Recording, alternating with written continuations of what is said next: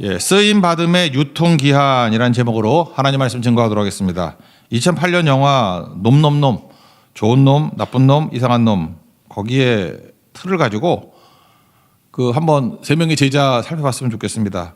그 영화 보니까 뭐 세 사람이 특징이 있죠. 돈만 추구하는 사람이 있었고, 또 최고를 추구하는 사람, 또 잡초 같은 생명력으로 하여튼 살아남는 것이 최고야라고 하면서 생존을 추구하는 사람.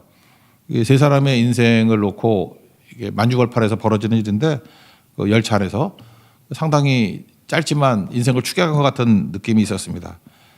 오늘 티피컬한 제자 3명이 나오죠. 정말 특징적 아닙니까? 가룟 유다 배신자고, 베드로 잘 쓰임받는 수제자고, 마띠아 추가로 그 같이 동참한 제자 아닙니까? 다 특징이 있죠. 이 사람들이 어떻게 쓰임 받았는지, 충성의 길을 걸었는지, 따를 길은 따르고 또 잘못한 사람을 반면교사로 삼으면 무엇이 충성의 길인지, 쓰임받는 길인지를 명확히 알 수 있다고 생각을 합니다. 우리 3명의 제자를 한번 살펴보고 그 안에서 메시지를 잡겠습니다. 첫 번째 가룟 유다인데, 여기 25절에 보니까 특별하게 나오죠. 제 곳으로 갔더라. 그러니까 자기 곳, 자기 길 가면 안 되고 주님의 길을 가야 된다는 거예요. 우리가 자기 생각대로 자기 길 가면 더 bad, 나쁜 놈 됩니다. 그죠? 가룟 유다. 그러니까 나빠서 나쁜 길 되는 게 아니죠. 25절 그 뒷부분 보세요. 유다는 이 직무를 버리고 제 곳으로 갔나이다. 제 곳, 자기 길, 뭐 그런 거죠. 제 곳은 어떤 겁니까? 하나님께서 맡겨주신 사명을 버린 곳, 그게 제 곳이죠. 직무를 버린 거. 여기 나오잖아요. 직무를 버렸다고. 직무를 버렸으니까 다른 사람 세우자.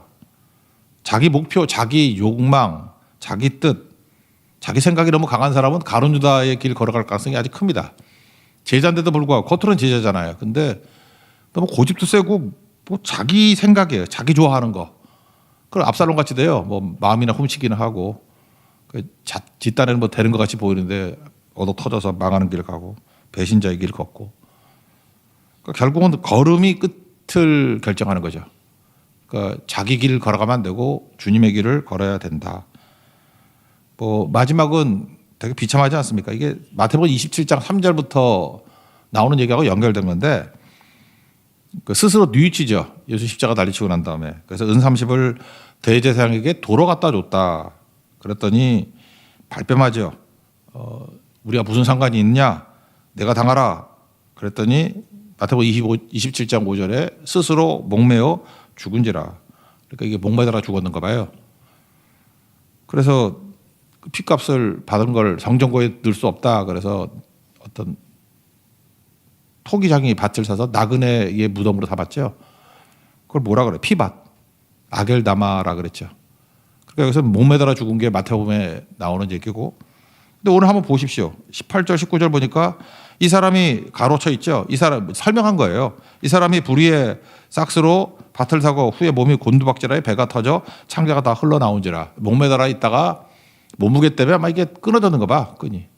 그래서 팍 떨어졌는데 뭐 밑에 뭐 나뭇가지가 있든지 뭐가 있어서 배가 터졌는가 봐요. 그래서 다 흘러나갔다. 이게 예루살렘에 있는 사람들이 다 알려지게 되어서 무시무시해. 그래서 이름 없이 죽은 사람들 있잖아요. 그런 사람들. 장례처로 삼았다. 그래서 피밭, 아겔다마, 두 가지 얘기를 설명한 거죠.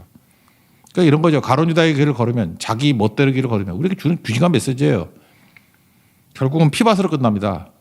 근데 힘들어도 주님의 말씀대로 살면, 주 말씀 내 삶 비출 때 말씀대로 살면 영광이 많은 천국의 길이겠죠. 그러니까 끝이 중요한 건데, 그래서 우린 복이 내 생각대로 다 되는 게 복이 아니에요. 주의 사랑의 주로 나를 굳게 잡아 매소서. 주님이 이끌어 가시는 길이 제일 좋은 길이죠. 여러분 지금 영광의 길을 걷고 계십니까? 예수의 길을 걷고 계십니까? 아니면 어떤 사람은 너무 잘 풀려, 자기 뜻대로. 그거 되게 위험한 길이에요. 가룟 유다의 길이라고. 그래서 주님 내 뜻은 꺾이게 해 주시고 예수님의 길이 열리게 해 주십시오. 저는 주님 다시 오실 때까지, 그 노래도 좋지만 나 가사가 그 가사 부르려고 그러는데 이게 반복이 안 돼. 나의 가는 이 길 끝에서 나는 주님을 보리라. 이거 부르고 싶어서 부르려고 그러면 또 한참 불러야 돼. 이거 어떻게 해야 되지? 이것만 좀 많이 반복해서 부르고 싶어요. 그죠? 나의 가는 이 길 끝에서 나는 주님을 보리라. 이게 기가 막힌 내용인데, 그죠? 이거 부르려면 어떻게 편곡을 해야 되지? 누구 편곡 잘하는 사람 편곡을 해봐요. 이것만 좀 반복해서 부르고 싶은데 나의 가는 이 길 끝에서 나는 주님을 보리라. 우리 인생이 그런 거라고요. 나의 가는 이 길 끝에서 나는 피밭을 보리라. 그럼 끝나는 거죠. 내 생각대로 가면 그런다고. 그죠? 예수의 길을 걸어가면, 예수님의 길, 말씀의 길을 걸어가면 나의 가는 이 길 끝에서 나는 주님을 보리라. 영광을 보리라. 천국을 보리라. 우리 다 그 길 걸어갑시다. 우리 앞서가신 우리 뭐 부모님, 우리 할아버지, 할머니들 계시잖아요. 나의 가는 이 길 끝에서 주님만 보는 게 아니라 우리 아버지도 보고 어머니도 보고 우리 가족들도 보고 나 보고 싶은 사람 몇 명 있거든요. 어떤 목사님도 있어. 그분도 보고 싶은 사람이 좀 많아졌어요. 그죠? 왜? 그분들이 얼마나 영광스러운 일을 했는지 지금 지나고 보니까 옛날에 가볍게 봤는데 그게 아니더라고. 어마어마한 일을 하셨던 거더라고. 나의 가는 이 길 끝에서 그런 영광을 볼 수 있는 우리 하나님의 거룩한 종 되기를 바랍니다. 두 번째는 베드로인데 베드로는 교회 기초예요. 기초. 그래서 이건 좋은 놈이죠. 더 굿. 좋은 놈이죠. 그 가론자는 더 bad, 나쁜 놈. 베드로 이미지는 어떤 거였습니까? 우리 복음서를 보면 무식하고 좀 경솔하고 뭐 배반하고 그렇지만 뭐 열혈남아 뭐 이런 거 아닙니까? 행동파죠. 몸이 앞서는, 생각보다 몸이 앞서는 행동파. 근데 사도행전 벌써 1장부터 와서 보면은 되게 이렇게 말씀을 증거하는 사람이잖아요. 그리고 가볍지 않아요. 하나님 말씀을 아마 기도하면서 뭐 기도만 했겠어. 열흘 동안 120명에서 기도할 때 성령께서 말씀을 깨닫게 만들었던 것 같아요. 그래서 시편 69편하고 시편 109편을 연결시켜서 20절에 나오죠. 그의 거처를 황폐하게 하시며 거기 거하는 자가 없게 하소서. 이게 69편이고 그의 직분을 타인이 취하게 하소서. 이게 109편에 나오는 얘기인데 성경 말씀이 딱 떠오르는 거예요. 그러니까 성령께서 하시는 일이 뭐예요? 기억나게 하시는 거잖아요. 그래, 여기서 머무르면 안 되고 우리 가운데 있는 사람 가운데 가론유다 자리에 대신 누구를 세워야 돼. 이런 말씀에 이 몰아가심이 있었어요. 그러니까 현실을 말씀으로 풀어야 됩니다. 우리도 그래요. 내가 지금 어렵죠? 혼자 고민하고 막 이러면 안 되고 말씀으로 풀어야 돼요. 어떤 때는 설교 듣다가 깨우칠 때도 있고 성경 읽다가 깨우칠 때도 있고 하여튼 고민하셔야 된다고. 이 상황을 어떻게 풀어야 됩니까? 성령께서 말씀으로 풀어주신다는 것입니다. 성령 충만이 왜 중요하다 그랬어요? 인격이 변화된다 그랬잖아요. 인격은 지정인데 벌써 베드로 똑똑해졌잖아요. 한 걸음은 범인을 알았다가 놀랬다 그러잖아요. 여기도 보세요. 이게 베드로가 복음서의 베드로가 아니잖아 벌써. 아니 성령 받기 이전인데도 불구하고 말씀 쳤잖아요. 성령께서 지금 일하시고 계시는 거죠. 똑똑하게 만들고 지성을 자극하고 감정도 마찬가지예요. 성령 계시면요 뜨거워져요. 그리고 업앤다운이 너무 심하지 않아. 조울증 이런 거 안 걸리고요. 약간 꾸준해요. 감정이 따뜻해. 그래서 감정이 어려우면 관계가 어려워지거든요. 근데 감정이 따뜻해요. 그래서 좋은 엄마 되고 좋은 아버지 되고 좋은 목사 되고 그래요. 감정이 따뜻해서. 그리고 의지는 뭐예요? 빠른 순종이죠. 오래 끌지 않아요. 그래서 성령 받아야 돼요. 그래서 최고의 기도는 성령 충만하게 하옵소서. 이거보다 좋은 기도가 없어요. 지성도 변화되고 감성도 변화되고 의지도 변화되고 그러니까 총체적으로 다 변화가 돼야 된다라는 것입니다. 그런 의미에서 베드로가 왜 이렇게 앞장서서 얘기를 했느냐. 15절 보세요. 모인 수가 120명 됐는데 베드로가 일어났잖아요. 주도해가지고. 그러면서 16절 17절에 뭐 보충하자 뭐 이런 제안을 하지 않습니까? 그가 말을 잘해서 성격이 뭐 외향적이기 때문에 아닙니다. 하나님께서 그를 사용하시기 때문에 그래요. 여러분 사용하는 단계가 틀린 것 같아요. 가이사랴 빌립보 대화할 때 너희는 나를 누구라 하느냐 뭐 만족 안 했는데 베드로가 만족스러운 대답을 했죠. 주는 그리스도시요 살아계신 하나님의 아들입니다. 그랬더니 마태복음 16장 18절에서 예수님 말씀하시기를 너는 베드로라. 이름이 반석이잖아요. 이름 뜻. 이 반석 위에 내 교회를 세운다. 음부의 권세가 이기지 못한다. 그랬죠.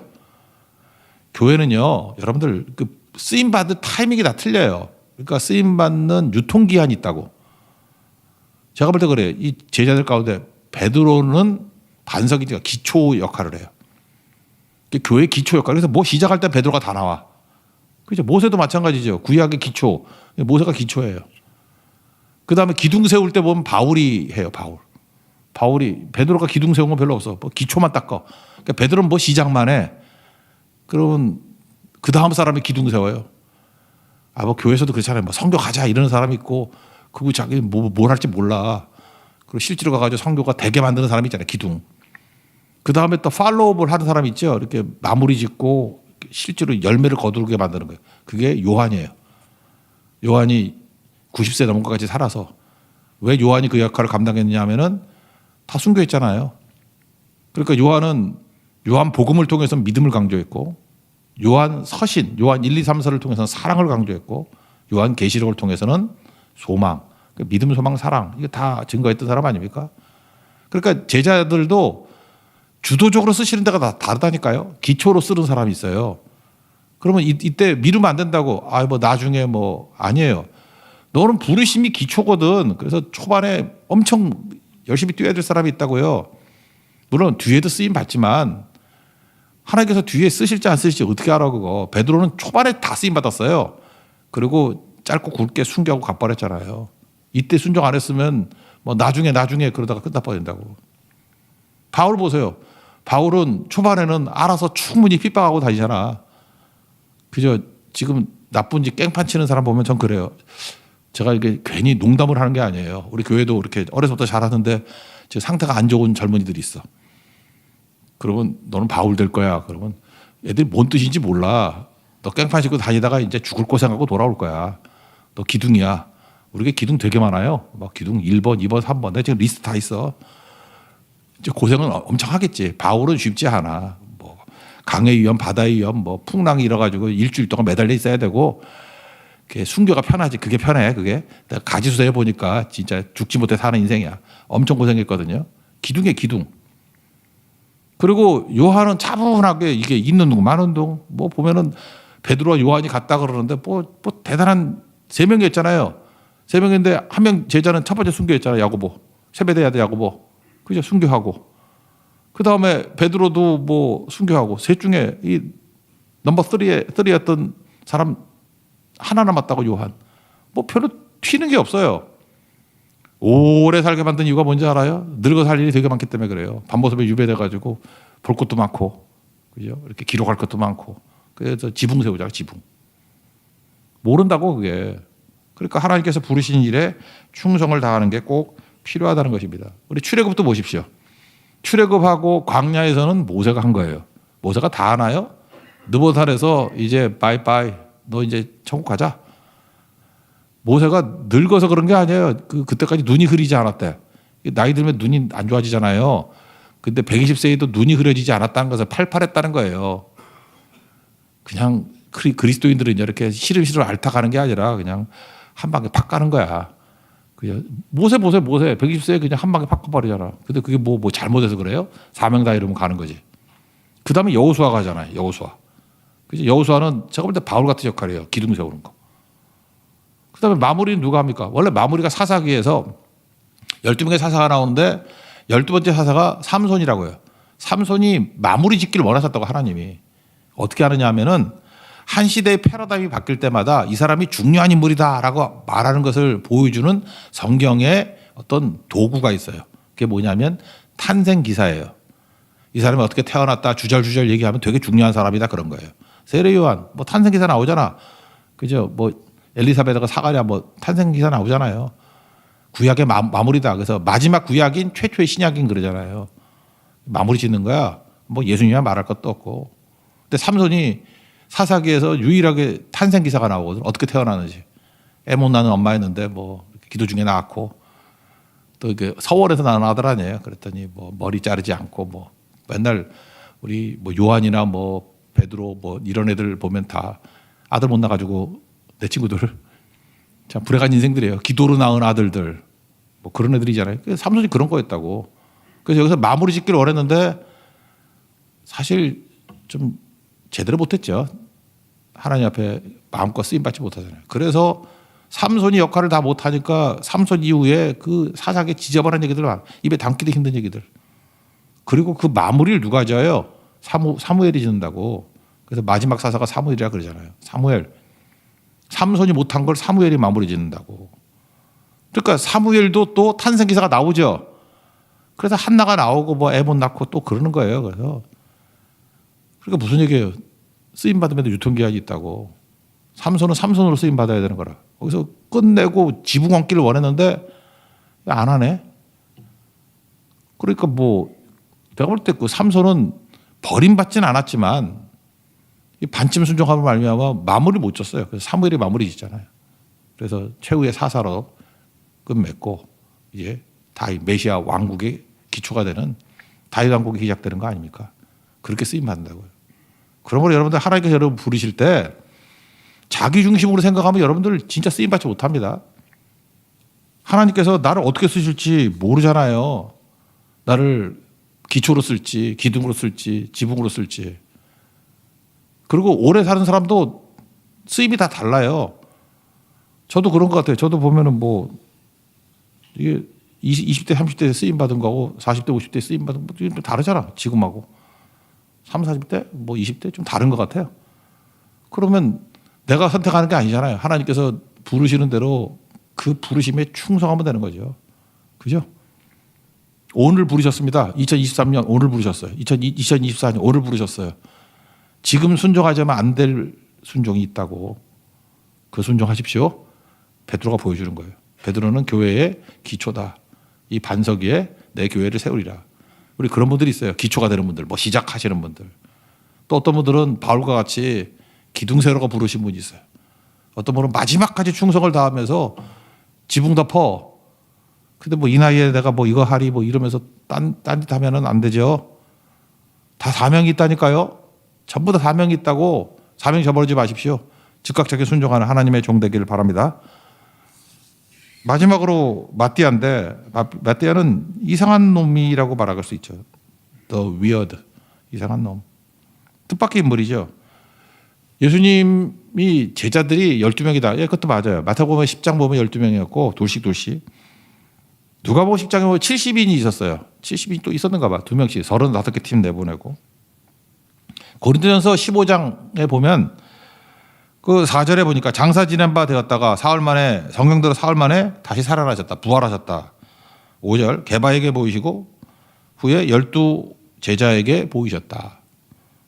6절 그 후에 500의 형제에게 일시에 보이셨느니 그중에 지금까지 대다수는 살아있다. 그러니까 예수님이 부활하신 걸 본 사람이 한 500명쯤 된 것 같아요. 여러분 같은 거 그러죠. 십자가에 달리시고 부활을 본 사람 중에 예수님이 안 믿을 사람이 어딨나 그러는데 여기 마가이 다락방에는 120명밖에 안 모이잖아. 그럼 나머지 380명 어디가 있나? 꼭 그래요. 여러분 보면 다 믿는 것 같죠? 안 그렇다니까요. 봤다고 다 증인되는 거 아니에요. 보고도 떠나가는 사람 많아. 그래서 본 게 중요한 게 아니고 보고 순종하는 게 중요하다니까. 그래서 120명 추렸습니다. 120명. 그리고 120명 중에 누가 봐도 문제 없는 것 같은 사람, 뭐 예수님의 가족들이 있으니까 가족은 뺐겠지. 여자들 빼고. 몇 명인지 모르겠어. 제가 볼 때 이것도 한 70명쯤 되는 것 같아. 여자가 상당히 따랐으니까. 120명 중에 한 50명은 가족 아니면 여자들이었던 것 같고. 대충 잡아 한 70명. 그 중에서 자격 요건은 두 가지예요. 처음부터 우리 같이 다녔던 사람. 그래서 참석이 중요한 거예요. 교회에서는. 참석하는 사람을 뭐 세워야 돼요. 같이 있는 거. 거기 참석 안 하고 나는 그냥 뭐 인터넷으로 뭐 할래. 뭐 나는 머리로 할래. 기도로 도울래. 하시라고. 사이드예요, 그건. 다 사이드지 주역이 될 수가 없어. 여기 같이 함께한 사람 그리고 부활의 증인, 부활 증거할 수 있는 사람. 두 가지 조건이잖아요. 그죠? 그런 조건을 가지고 22절에 나오죠. 항상 우리와 함께 다니던 사람 중에 하나를 세워 우리와 더불어 예수께서 부활하심을 증언할 사람이 되게 하여야 하리라. 근데 이게 악령의 역사면요. 이상하게 함께하기가 싫어져. 그리고 함께할 기회를 잠깐 놓쳐요. 그거 어떻게 돼? 그리고 부활의 증인이 안 되는 거라고. 그러니까 동참보다 중요한 건 없겠죠. 어쨌든 간에 이렇게 따라다니는 사람이 두 사람을 이제 뽑았다고. 근데 제가 볼 때 여기 모인 120명 중에서는 이 앞에 있는 사람, 요셉이라는 사람이 뽑힐 것 같았어요. 왜냐하면 이름을 3가지나 얘기하네. 바사바라고도 하고 별명까지 얘기해. 여러분 제 별명 알아요? 모르죠? 유수도래, 유수도. 그리고 본명이 요셉인가 봐. 이름을 3가지로 얘기했다고. 그리고 마띠아는 그냥 마띠아. 23절 한번 읽어봅시다. 시작. 그들이 두 사람을 내세우니 하나는 바사바라고도 하고 별명은 유수도라고 하는 요셉이요. 하나는 마띠아라. 여기서 알 수 있는 게 뭐예요? 누구나 생각하기를 이 앞에 있는 그냥 앞에 있는 이름을 합시다. 바사바라는 사람이 될 거다 이렇게 생각했던 것 같아.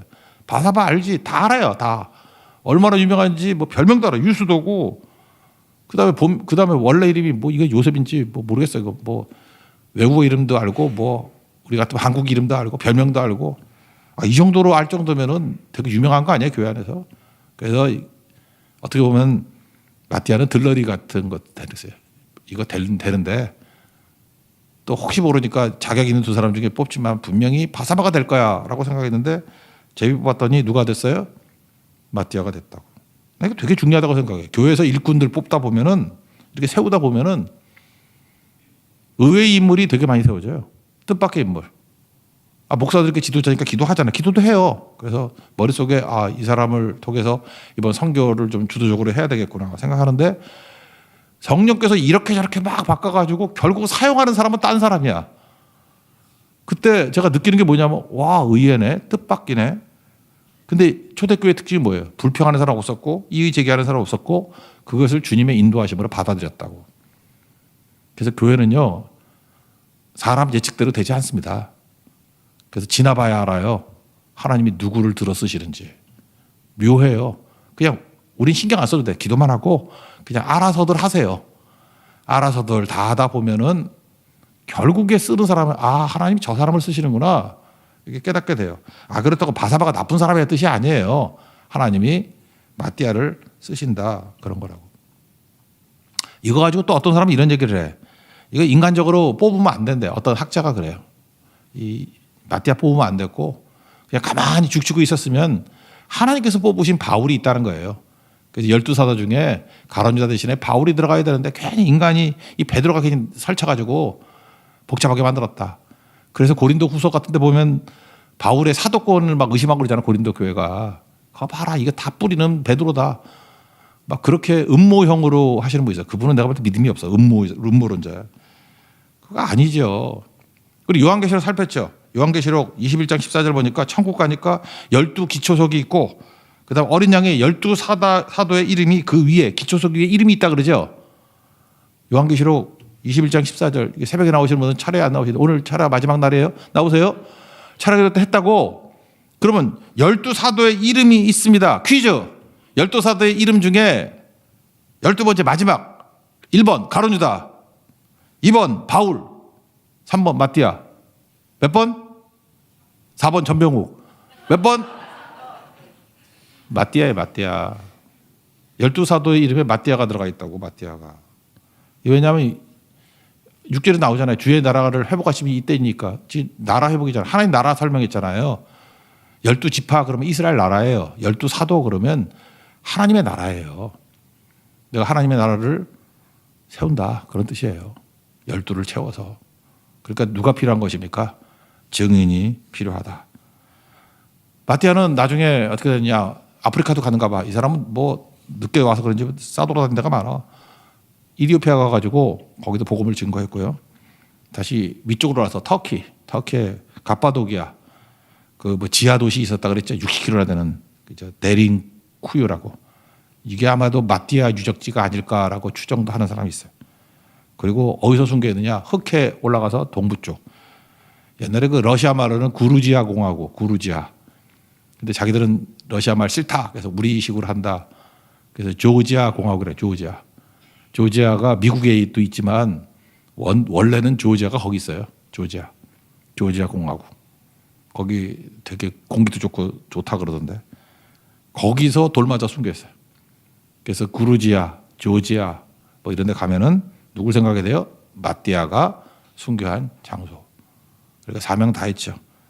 뭐 조용하게 이름도 없이 빛도 없이 살았지만 결국은 아프리카에서 결국은 마지막에는 갑바도기아, 데린쿠유 거기서 사역을 잘하다가 마지막에 조지아 공화국 있는 그 자리에서 순교했던 분입니다. 이상한 분이죠. 생소한 이름이었는데 이상하게도 하나님께 사용하시는 놀라운 분이에요. 천국 가면 아마 마띠아도 만만치 않게 쓰임 받더라고요. 근데 진짜 내가 화가 나는 게 뭐냐 하면은 교회에서는 마띠아를 자꾸 무시해. 마띠아 뭐 얘기도 없고 12지파 그러면 마띠아 안 오고 내가 교회도 보니까 12지파 이름 할 때도 12번째 바울을 넣은 사람이 많아. 마띠아가 섭섭해요. 마띠아 지파가 있는 데는 딱 하나야. 신천지만 있어. 진짜 열받아가지고 그래서 마띠아 검색하면 잘 봐요. 그 신천지에서 올린 게 80%야 글이. 그거 이거 어떡하지 진짜 이 가짜에게 마띠아 미안해요. 우리가 계속 붙들어 줄게요. 예. 마띠아 사도 잘 붙들고 승리할 수 있는 하나님의 종 되기를 바랍니다. 자리 세련하겠습니다. 주가 주 되심을 찬양하겠습니다.